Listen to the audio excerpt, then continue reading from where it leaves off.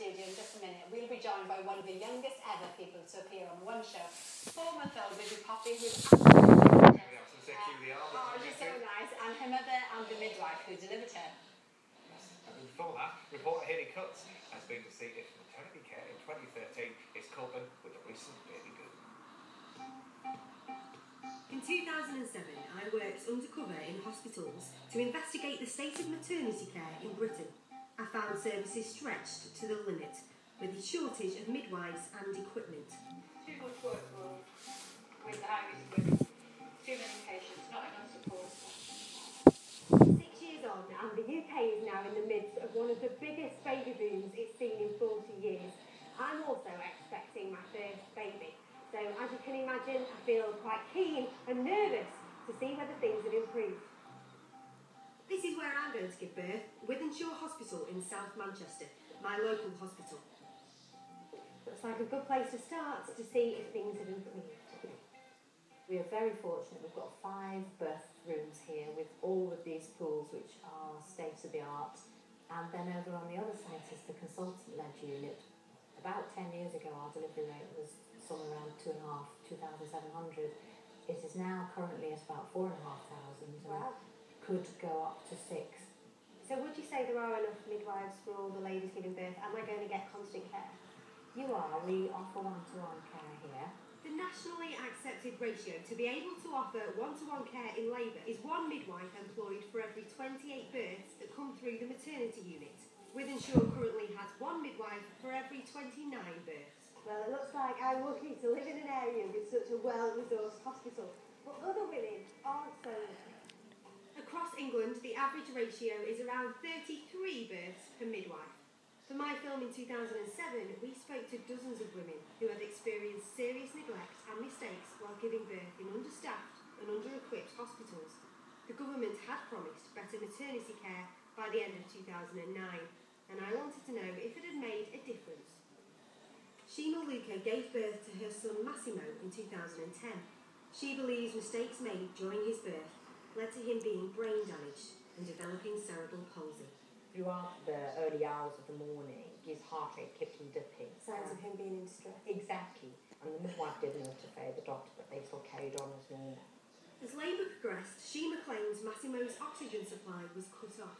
There were no theatres free for an emergency caesarean. Massimo was born with brain damage. It just felt like, the whole world was collapsing. Massimo is 3 years old. He can't stand, he can't walk, he has to be fed by a tube through his stomach. He's severely disabled and needs a high level of care. Shima has instructed lawyers to investigate a potential negligence claim against the NHS trust involved to help her pay for the round-the-clock care Massimo will need for the rest of his life. The hospital involved acknowledges there was a short delay in performing an emergency caesarean and that they plan to open a new caesarean theatre to reduce pressure in busy times. Between 2004 and last year, the number of maternity-related negligence claims grew twice as fast as the birth rate, and the UK's childbirth mortality rates are among the worst in Western Europe, 34th in the world and on a par with Greece and Cuba. Sadly, these serious problems, whilst a tiny minority of all maternity cases, are still occurring far too often, hundreds of cases a year, and worryingly, the number is going up, not down. The cost of clinical negligence claims in maternity care dwarf all other areas because of the serious complications and lifetime care that brain-damaged babies require. So much good could be done with that money if it was ploughed into patient care and into improving patient safety. With more births, there will be more mistakes. In the past decade, the NHS has agreed more than £3 billion in maternity-related compensation. But for me, the mistakes can almost always be attributed to one basic cause. What still sticks with me from my time working in hospitals is the lack of staff, the shortage of midwives and mistakes that were made because of that. The shortage in England was thought to be 5,000 then, so what is it now? It's not really got any better, we're still short of approximately 5,000 midwives. Births are up 22%, midwife numbers are up 19% over the last 10 years. But you can do the maths. 1 in 7 hospital trusts in England doesn't have enough midwives to provide one-to-one care. Serious problems are very rare. I'm still confident I'll get a safe birth, but it's clear that we still need to improve our maternity services. Well, we are now joined by one of the cutest guests that we've had on the show for a very long time. It's baby Poppy, who is nearly 4 months old, and her mum Sarah, and Sarah Legg, a midwife from Ashford and St Peter's NHS Foundation. And you actually delivered Poppy. I did, yeah. Is this the first time that you've seen her? Absolutely, yeah. Yeah, it's absolutely gorgeous, isn't she? Okay. But Sarah, you were quite lucky, weren't you? Because Sarah Midwife, Sarah Midwife was with you all the way through your pregnancy, right to delivery. She was, Did yeah. that help you feel informed and confident when you went into labour? Yeah, it helped both myself and my partner massively. We were able to make an informed choice with our labour due to Sarah.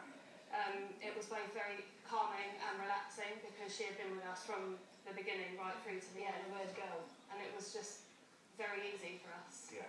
So we had a lot of statistics in that film of the amount of midwives that are needed and how it works. But I mean, as far as you're concerned, what is the balance like there with patients and the amount of midwives? I mean, it's okay. I mean, it's difficult to comment what happens in other hospitals. Sure. But certainly, you know, the main aim is that we, as midwives across the country, try to provide the very safest, most effective care for women and their families. Yeah. I mean, in general, at St Peter's, I mean, we go above and beyond. We really do in our roles, you know. And I think that at St Peter's, we have. In my experience, you know, it was the best 2 days of my life spending time with the midwives and what have you. And you have this incredible ability of making everybody feel special, and it feels as if it's the first time is your time, and it's. Yeah. I mean, each birth is unique and magical in its own entity, and you know. Being part of that, you know, experience and making, you know, the woman and her partner and, you know, extended family as a positive experience as possible, you know, is fantastic. But don't get hung up on statistics. Absolutely not. But how many midwives would look after, you know, so how many mothers would one midwife then look after per shift, say on I mean, it varies on our labour ward and our antenatal and our post-ward before and after birth. When you're looking at the birth ratio statistics, at St Peter's our statistics are, you know, the ratio is 1 in 32, whereas the national average is, you know, it varies really. But what I would say is that, you know, in practice, the vast majority of women will receive one-to-one midwifery care once they're in established labour. Yeah. When a woman has, you know, delivered and she is on the postnatal ward, then we have a different team of midwives that will provide that care. A midwife may be looking after 5 or 6 women, but the most important thing is that when that woman is in labour, she will receive one-to-one care. And no amount of technology can substitute for that, isn't it? Yeah. Absolutely, you know.